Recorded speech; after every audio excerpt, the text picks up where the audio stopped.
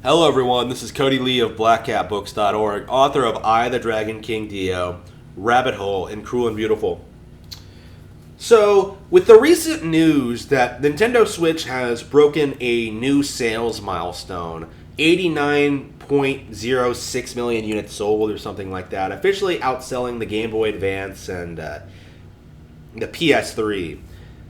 Snoy shills have been on complete damage control. People like Daniel Ahmed immediately took to Twitter tweeting about how the PS5 would soon eclipse the Switch and how it was selling out everywhere and how it was a huge success and how Nintendo would not be able to compete in the long term and the usual typical nonsense, right? But it feels like nobody's really buying into it anymore. Like you'll see a couple of 4chan threads about it, like every time that this guy tweets. But I think generally speaking, I think people who know anything about who Daniel Ahmed is, who these Snoy shills are, how biased the game journalism industry actually is, will understand that this is simple Snoy coping. Right? This is the Snoys, the professional Snoys, people who focus their entire careers on trying to present Sony in a positive light and Nintendo and Xbox in a negative one. These people are downright trying desperately to pretend that the PS5 is successful when that clearly isn't the case, especially in Japan where we have reliable sales numbers every week, but it feels that way everywhere else as well, with these minor Switch games outselling major PS5 hits, right? Games Animal Crossing becoming one of the best-selling games of the generation. Mario Kart 8 becoming one of the best selling games ever made. Switch is dominating. In every conceivable way, in spite of people trying to say that Valve is going to replace them or that PS5 is eventually going to catch. That's not going to happen. It's never ever going to happen. All these Switch criticisms, all these allegations against Nintendo, they're just attempts at downplaying the success this console's had over the past several years. The console is 5 years old now. It's showing no real signs of slowing down. If anything, it's going to get bigger and bigger as it continues introducing new, exciting new games. Companies are having less and less incentive to support other platforms.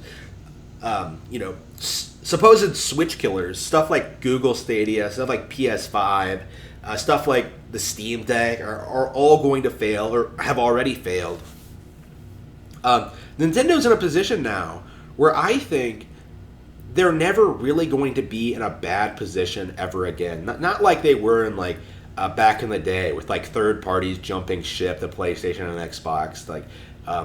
People saying that they're due to go third party any day now, that they're going to stop making consoles. I don't think that's ever going to happen at this point. I think it's pretty safe to say that Nintendo is going to continue producing hardware for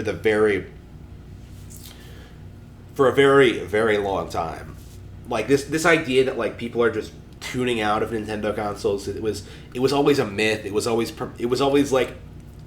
something that these game journalists were pushing for in order to promote PlayStation. And now it just feels like it's not going to happen. Nintendo as a brand has endured all of this nonsense and kind of expanded past that. People like Daniel Ahmed, desperately trying to say PlayStation 5 is on the same level, are simply coping. Because, what games does PS5 have? What universal appeal? Everyone I know is avoiding the console because of how bad The Last of Us 2 Part 2 was. The days of pretending that, Naughty Dog and these PlayStation exclusives are some of the best ever made are long gone, right? Who cares about Horizon Zero Dawn? Who cares about God of War? Who cares about The Last of Us?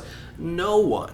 No one worth their salt pays attention to these franchises or developers at all. It's essentially over. So, how long can Daniel Ahmed continue to pretend that PlayStation is in any way able to compete with Nintendo because they can't in sales, they can't in popularity, they can't in like discussion online. When has anyone in the past several years cared about a PlayStation showcase? Like never. Like